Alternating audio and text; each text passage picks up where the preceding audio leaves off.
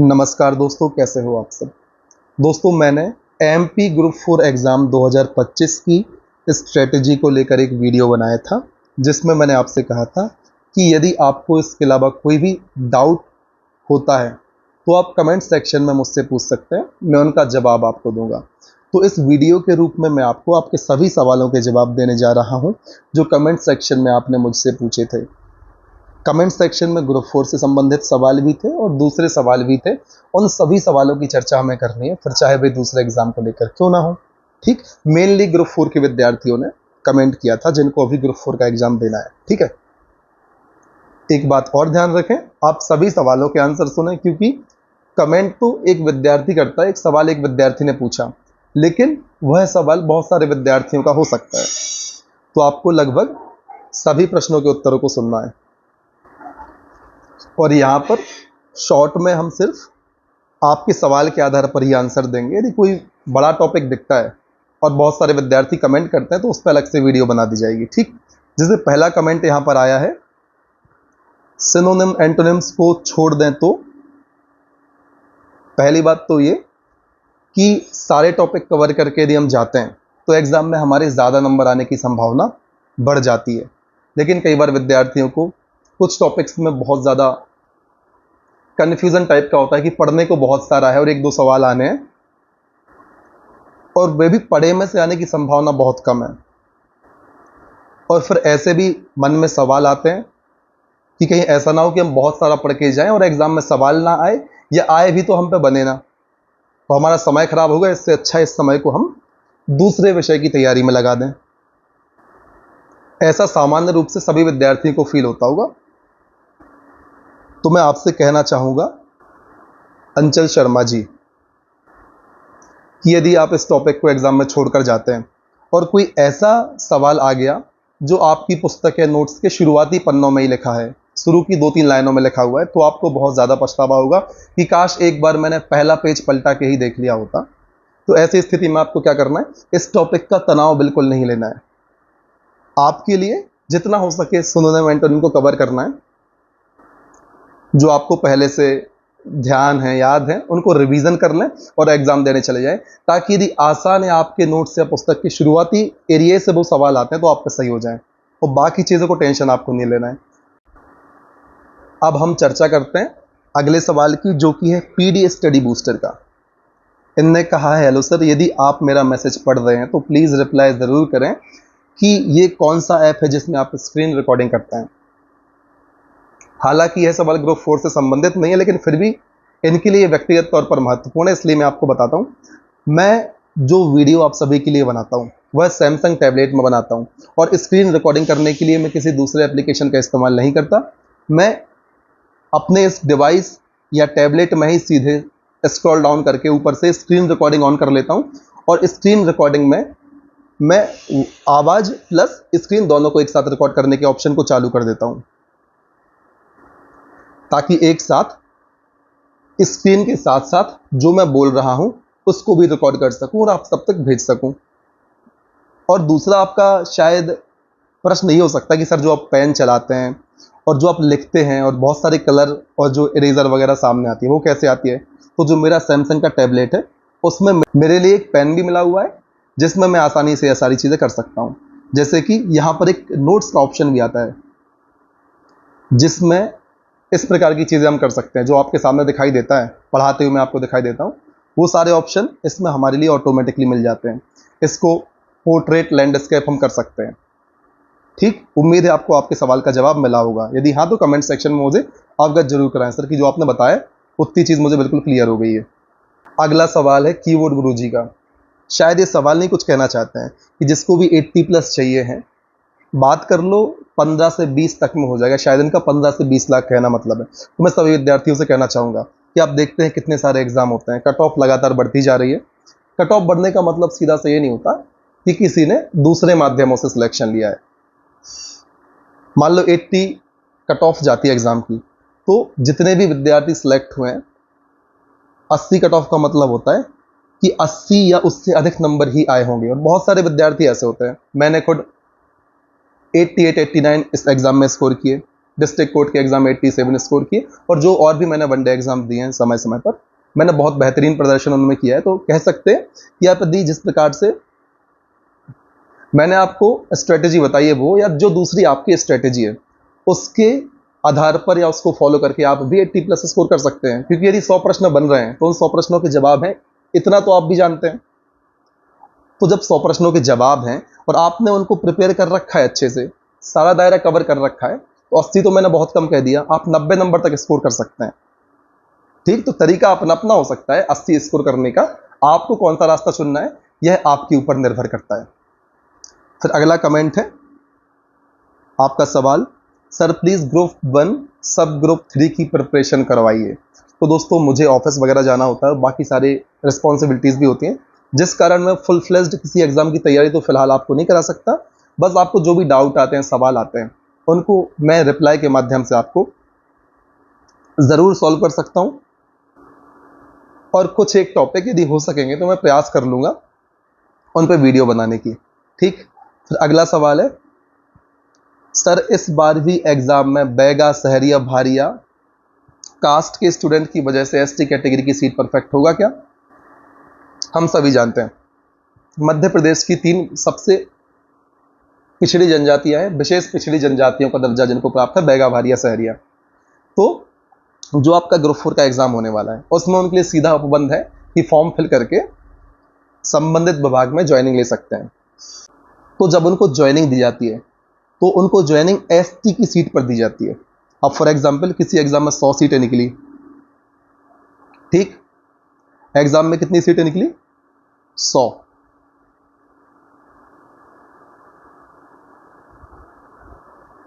और उन 100 सीटों में से 20 सीटें मान के चलिए एसटी की है। तो नियम ये कहता है कि जो बैगा, भारिया, सहरिया 3 विशेष पिछड़ी जनजातियों के विद्यार्थी होंगे वो डायरेक्ट सीट ले सकते हैं इन 20 में से। तो यदि 20 के 20 बच्चे आ गए तब ऐसा होगा कि एसटी को फिर जनरल की सीट पर फाइट करना होगा। यदि पूरे बच्चे नहीं मिलते तो फिर यहां पर सीट रहती है। हाँ, कुछ सीटें जरूर बैगा, भारिया, सहरिया से भर जाती हैं एसटी कैटेगरी की, यह बात पूर्णतः सत्य है, लेकिन सारी सीटों पर ऐसा नहीं हो पाता। पिछली बार भी आपने देखा होगा जब ग्रुप 4 का एग्जाम हुआ था, जो उसमें कट ऑफ गया था, तो एसटी कैटेगरी का कट ऑफ बैगा, भारिया, सहरिया के विद्यार्थियों को सीट्स मिलने के बाद भी बहुत कम गया था। तो आपको इस चीज की चिंता बिल्कुल नहीं करनी कि उनको यदि सीट मिल गई तो फिर क्या इफेक्ट पड़ेगा एसटी कैटेगरी की सीटों पर। आपको सिर्फ अपनी पढ़ाई पर फोकस करना है और कोशिश करनी है कि आप कैसे एग्जाम में अधिकतम प्रश्नों तक पहुंच सकते हैं। पिछले बार का मैंने आपको बता दिया, विशेष पिछड़ी 3 जनजातियों की सीट लेने के बाद भी काफी कम कट ऑफ रही थी। हाँ, उन एग्जाम में समस्या जरूर हो सकती है जहां पर 1-2 सीटें निकलती है। जैसे ट्रेजरी ऑफिसर का एग्जाम हुआ था, उसमें मान लो 2-3 सीटें ही निकली, तो वहां पर यह समस्या देखने को मिल सकती है कि एसटी की सारी सीटें भर गई और फिर उनको जनरल में फाइट करना होगा। बाकी ग्रुप 4 में चूंकि ज्यादा सीटें रहती हैं तो फर्क तो पड़ता है, लेकिन कुछ सीटें खाली भी रह जाती हैं बाकी एसटी कैटेगरी के प्रतिभागियों के लिए जो उन 3 जनजातियों से संबंध नहीं रखते।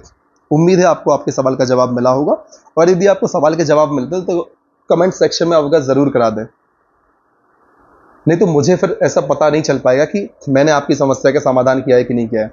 अब प्रीवियस ईयर से क्वेश्चन बनेंगे या नहीं, जब आप सारे प्रीवियस ईयर के क्वेश्चन पेपर लगाते हैं तो कई बार ऐसा होता है कि 1-2 क्वेश्चन आ गए, लेकिन आप ये बोले कि उनकी संख्या बहुत ज़्यादा होगी, तो फिर ऐसा सोचना गलत हो जाएगा।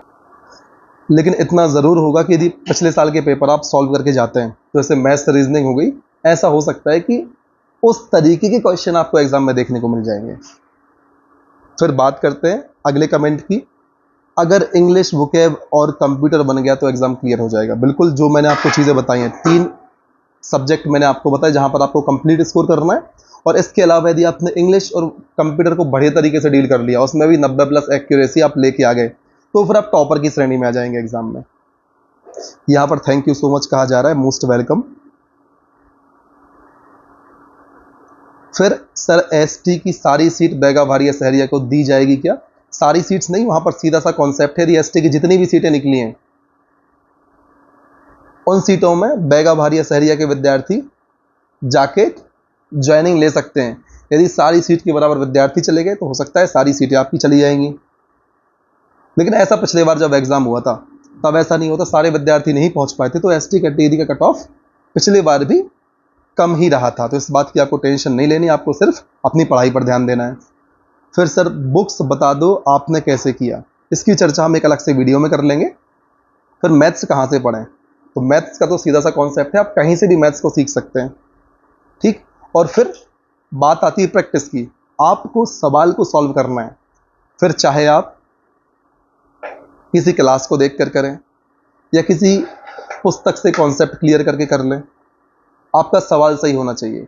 अब मैथ्स को सॉल्व करने के तरीके के लिए आप ज़रूर किसी का सहारा ले सकते हैं। आप में से ही किसी विद्यार्थी ने कमेंट किया है कि आदित्य रंजन सर की क्लासेस देख सकते हैं, तो हाँ, आप किसी भी क्लास को देख सकते हैं मैथ्स को सीखने के लिए या किस प्रकार से सवालों को सॉल्व करना है उस तरीके को जानने के लिए, ठीक। और फिर सवाल आप कहीं से भी उठा सकते हैं, चाहे किसी के वीडियो लेक्चर हो उसमें से ले सकते हैं, पुस्तक से ले सकते हैं, पुराने प्रश्नों से ले सकते हैं। आजकल बहुत सारी पीडीएफ सर्कुलेट होती हैं टेलीग्राम चैनल पर, व्हाट्सएप पर, वहाँ से भी सवाल ले सकते हैं। और जैसे जैसे आप सवाल सॉल्व करते जाए, आपका स्तर बढ़ता जाए, आप अपने सवाल का स्तर बढ़ाएं, फिर उनको सॉल्व करें, ताकि एग्जाम में यदि किसी भी प्रकार का ऐसा सवाल आता है जिसका स्तर बहुत बढ़िया है, तो वहाँ पर भी आप अनकंफर्टेबल फील ना करें, ठीक। फिर इंग्लिश और कंप्यूटर के इंपॉर्टेंट टॉपिक बता दीजिए कौन कौन से करें। चूंकि एग्जाम में बहुत सारी शिफ्ट होती हैं और आपने देखा होगा कि हर शिफ्ट में किसी एक टॉपिक को एग्जाम आयोजित कराने वाली एजेंसी जैसे ईएसवी है वो टारगेट कर लेती है। तो जब बहुत सारी शिफ्ट में एग्जाम होता है तो यह बताना बहुत मुश्किल होता है कि किस टॉपिक को तैयार कर लिया जाए।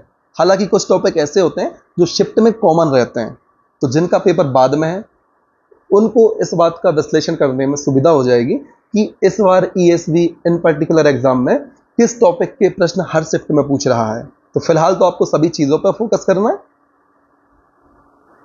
और फिर आपका पेपर कैसे फंसता है उसके आधार पर आपको ऑब्जर्व करना है। मान लीजिए 10 शिफ्ट में पेपर है, आपका चौथे, पाँचवें, छठवें, आठवें नंबर पर पेपर फंसता है, तो आप उन 2-4 दिनों में जो आपको मिलने वाला है उन टॉपिक्स को कवर कर लें। फिलहाल कह पाना मुश्किल होगा कि ईएसवी कहाँ से आपको क्वेश्चंस देने वाला है। अब फिर यहाँ पर सर जी ईएसवी सभी पोस्ट पर हार्ड पेपर बनाता है, ऐसा क्यों है? इससे अच्छा तो सेंट्रल गवर्नमेंट का एग्जाम होता है। तो आप किसी भी एग्जाम को दे सकते हैं, चाहे स्टेट गवर्नमेंट का हो चाहे सेंट्रल गवर्नमेंट का हो। अब जहाँ तक सवाल है कठिन पेपर बनाने का, तो मैं आपको बता दूं, यदि एग्जाम कठिन आता है, एग्जाम में प्रश्न कठिन आते हैं, तो उससे कट ऑफ कम ही गिरती है। यदि पेपर आसान आएगा तो आप सोच लीजिए आपको और ज़्यादा प्रश्न फिर सही करने होंगे, सिली मिस्टेक का खतरा उससे बढ़ जाता है। यदि एग्जाम कठिन है तो सबको कठिन है, एग्जाम आसान है तो सबके लिए आसान है। कठिन एग्जाम का फायदा, कठिन प्रश्नों का फायदा अक्सर ज़्यादा मेहनत करने वाले विद्यार्थियों को मिल जाता है। क्योंकि यदि किसी विद्यार्थी ने ऊपर ऊपर से सारा पढ़ रखा है, अब वो एग्जाम देने गया और एग्जाम में सारे क्वेश्चन ऊपर ऊपर से आ गए, तो उस विद्यार्थी ने जिसने गहराई से पढ़ा है और उस विद्यार्थी जिसने ऊपरी सतह पर पढ़ाई करी है, क्या अंतर रह जाएगा? क्योंकि वो ऊपर ऊपर के सारे प्रश्न दोनों सॉल्व कर जाएंगे। तो यदि पेपर कठिन बनता है तो अक्सर उन विद्यार्थियों को फायदा हो जाता है जो बहुत ज़्यादा मेहनत कर रहे हैं, बहुत लंबे समय से लगे हुए हैं अपने लक्ष्य के प्रति, ठीक। तो कठिन पेपर की आपको टेंशन नहीं लेनी। यदि पेपर कठिन होगा तो कट ऑफ भी नीचे जाएगी, और सिर्फ आपके लिए कठिन नहीं है, वह सबके लिए कठिन है। और कठिन पेपर का सोच के टेंशन भी नहीं लेना, क्योंकि ऐसा ही 99% विद्यार्थी कर रहे होंगे, पता नहीं कैसा पेपर आएगा, बहुत कठिन पेपर आ गया, हम क्या करेंगे। तो इससे क्या होता है, टेंशन बढ़ती है और टेंशन में आपकी पढ़ने की एफिशिएंसी कम हो जाएगी। यदि आपने इन सब के बावजूद टेंशन लेना कम कर दिया तो आप वैसे भी उन विद्यार्थियों से, उन 99% विद्यार्थियों से आगे हो जाओगे जो आज की डेट में टेंशन ले रहे हैं। क्यों? क्योंकि आपने टेंशन ली नहीं, आपकी पढ़ाई की एफिशिएंसी उनसे बहुत ज़्यादा होगी, तो आप वैसे भी 99% विद्यार्थियों से आगे हो गए। तो कंपटीशन में क्या होता है, हर वो चीज़ जो आपको आपके कंपटीशन से आगे करे वो आपकी तैयारी है। फिर चाहे पढ़ाई हो, पूरी नींद लेना हो, एक्सरसाइज करना हो, फ्री माइंड से पढ़ना हो, ये सभी चीज़ें आपके लिए, आपके माइंड के लिए आवश्यक है और आपको कहीं ना कहीं कंपटीशन से आगे लेके जाती है। ना सिर्फ पढ़ाई बल्कि फ्री माइंड के साथ तैयारी करना भी आपकी सफलता में आपका सहभागी बन सकता है। फिर अगला कमेंट है, सर जी धन्यवाद, आपने मेरे सारे डाउट क्लियर कर दिए, बहुत परेशान कंफ्यूज था कैसे पढ़ाई करूं, आपने मार्गदर्शन किया, दिल से धन्यवाद। तो आपका भी बहुत बहुत धन्यवाद, आपने इतना प्यारा कमेंट हमारे लिए किया। सर प्लीज़ इंग्लिश करवा दो। दोस्तों समय का अभाव है तो किसी भी चीज़ को करवा पाना बहुत डिफिकल्ट है, क्योंकि एक जिम्मेदारी रहती है, आपको करना ही पड़ेगा। कैसे करना है, आप यदि अलग से प्रश्न पूछते हैं तो छोटे छोटे वीडियो के माध्यम से या इस प्रकार से ही मैं आपको जवाब दे दूंगा। एमपीजी के लास्ट 5 ईयर की प्रीवियस ईयर क्वेश्चन करा दीजिए। क्वेश्चन तो आपको ही करने पड़ेंगे। पेपर कहां से मिलेगा आपको? ईएसबी की साइट पर पुराने वर्षों के पेपर मिल जाएंगे, यदि आप चाहते हैं, या आपको नहीं पता डाउनलोड कैसे करना है। हालांकि सभी विद्यार्थी को आता है, सब बहुत होशियार होते हैं तो सबको आता है, और उसमें होशियार वाली बात नहीं, कोई भी सामान्य व्यक्ति भी ईएसबी की साइट पर जाकर, जैसे हम फोन चलाते हैं अलग अलग ऑप्शन हमें पता होते हैं, ऐसे ही हर साइट पर अलग अलग ऑप्शन होते हैं, बस उन ऑप्शन का हमें पता होना चाहिए कि भाई यहाँ से पुराने पेपर डाउनलोड होते हैं, यहाँ से रूल बुक डाउनलोड होती है, यहाँ से एडवर्टाइजमेंट डाउनलोड होता है, यहाँ से रिजल्ट पता चलता है, तो वहाँ से आप आसानी से कर सकते हो। फिर भी यदि आपको नहीं समझ आता तो कमेंट करें, मैं आपको बताऊंगा कहाँ से आप ईएसबी की साइट से पुराने पेपर डाउनलोड कर सकते हैं। फिर अगला प्रश्न क्या है, सर 1 जून को एमपीपीएससी असिस्टेंट प्रोफेसर का एग्जाम है, तो एमपीजीके के ऑब्जेक्टिव की बुक, मतलब कहां से ऑब्जेक्ट लगा लें हम? तो यहां पर सीधा सा ऑप्शन है, आप किसी भी बुक को रेफर कर सकते हैं। मैं आपसे कहूंगा आप परीक्षाधाम पब्लिकेशन की पुस्तक से सारे एमसीक्यू लगा लें उसके, जो एमपीजीके से संबंधित है, आपका काम हो जाएगा। और जैसा कि आपने कहा 5 यूनिट आनी है, तो 3 तो एमपी से संबंधित है, एक करंट अफेयर की होगी, एक आईटी वाली होगी, ठीक। तो 3 यूनिट आपकी है एमपी वाली। यदि आप एमपीजी के परीक्षाधाम को पढ़ लेते हैं और उसके ही एमसीक्यू आप लगा लेते हैं तो आपका काम चल जाएगा अच्छे से। फिर आता है प्रैक्टिस कैसे करें। पहले तो आपको बढ़िया तरीके से पढ़ाई करनी है। प्रैक्टिस आपको मैथ्स और रीजनिंग की करनी होगी और थोड़ी बहुत इंग्लिश की करनी होगी, जो रीडिंग बेस्ड इंग्लिश आती है। बाकी कुछ चीजें हिंदी में याद करने वाली, मुहावरे पूछ लेते हैं, पर्यायवाची शब्द, विलोम शब्द पूछ लेते हैं, ठीक। कंप्यूटर आपको सीधा पढ़ना ही पड़ेगा, जी के आपको पढ़ना ही होगा। तो यहाँ 3 सब्जेक्ट पूरे पढ़ने वाले हैं।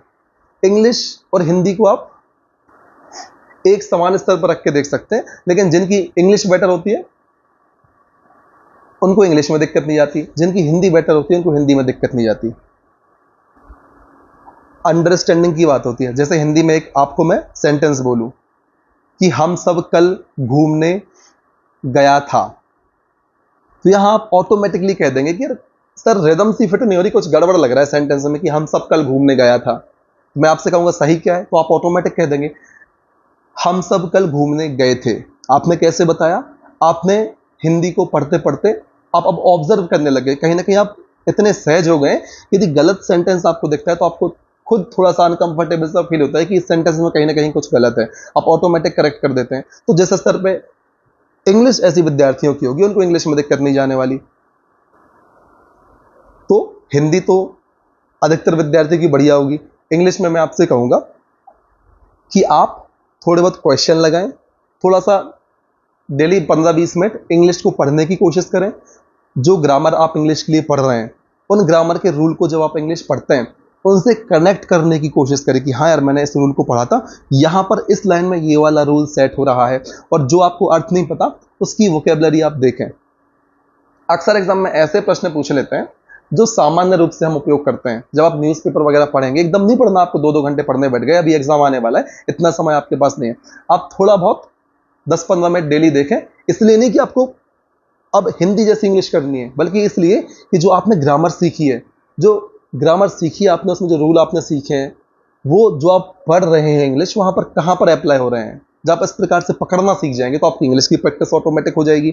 अब बची मैथ्स और रीजनिंग, तो जहां से भी आपको प्रश्न मिलते हैं आपको उनको सॉल्व करना है। और मैथ्स रीजनिंग को आपको ऐसे सवालों के रूप में, पढ़ाई के रूप में सॉल्व नहीं करना। आपको इसको जैसे क्रिकेटर क्रिकेट खेलता है तो हर बॉल आती है उसको बेस्ट करने का प्रयास करता है, बढ़िया तरीके से डिलीवर करने का प्रयास करता है कि चौवा छक्का अधिकतम रन वो प्राप्त कर सके। इसी प्रकार से जब प्रश्न आता है मैथ्स का, रीजनिंग का, तो आपको क्रिकेट की बॉल, या फिर वीडियो गेम खेलते हैं जब हम स्टेज पार करते हैं, ड्रैगन को मारते हैं, तो हमें कितना अच्छा फील होता है इस ड्रैगन को मारना है, पूरे एक्साइटमेंट के साथ हम उसके पीछे पड़ जाते हैं। यदि हम आउट हो जाते हैं हम फिर से प्रयास करते हैं। इसी प्रकार से आपको जो आपके मैथ्स और रीजनिंग के क्वेश्चन है उनको आपको गेम की तरह ट्रीट करना है और उनको आउट करके दिखाना है, उनको हरा के दिखाना है, ठीक। इस प्रकार से आपको मैथ्स रीजनिंग की प्रैक्टिस करनी है। ऐसा आप सोचोगे तो आपको उसका लोड नहीं आएगा पढ़ने में। फिर आपका माइंड फ्रेश होगा मैथ्स और रीजनिंग को सॉल्व करने में। ठीक, अब इसके अलावा अगला कमेंट क्या है, सर स्ट्रेटेजी के लिए धन्यवाद, एक डाउट है, समझ नहीं आ रहा कि रिवीजन कैसे करें 1 महीने में हिंदी, इंग्लिश, कंप्यूटर और जीके का, आपने कैसे किया था कंप्लीट रिवीजन। तो दोस्तों यहाँ पर पहला एक जो वर्ड लिखा हुआ है, यहाँ पर रिवीजन लिखा हुआ है। यदि रिवीजन लिखा हुआ है इसका सीधा सा मतलब होता है कि आपने पढ़ाई पहले से कर रखी है। जब आपने पहले से पढ़ाई कर ली है तो आपको उतना टेंशन लेना ही नहीं है। इंग्लिश का मैंने आपको बता दिया इसके पहले वाले कमेंट में कैसे करना है। जीके का मैंने आपको बताया तो बहुत विस्तृत दायरा है, तो आपको इसका टेंशन नहीं लेना। हिंदी का भी मैंने आपको बताया हुआ है। और कंप्यूटर तो आपको पढ़ना है, किसी भी पुस्तक को आप लेके पढ़ सकते हैं, जैसे परीक्षा दाम हो गए उसको पूरा रट डालें या कोई दूसरी पुस्तक आप ले सकते हैं। ठीक, इसके अलावा अगला जो कमेंट है यहाँ पर थैंक यू कहा जा रहा है, तो इनको भी मोस्ट वेलकम। इस प्रकार से दोस्तों मैं सारे कमेंट लिए, और यदि नीचे कमेंट होंगे तो आप यहाँ पर देख सकते हैं कि वो ओपन नहीं हो रहे फिलहाल। यदि और कमेंट होते हैं तो किसी और वीडियो में हम उनकी चर्चा कर लेंगे। फिलहाल इस वीडियो में इतना ही। यदि कोई और डाउट आपको आता है तो आप इस वीडियो के कमेंट सेक्शन में मुझसे पूछ सकते हैं। मैं प्रयास करूंगा इसी प्रकार से आपके सभी सवालों को जवाब देने का। मिलते हैं अगले वीडियो में। जय हिंद, वंदे मातरम।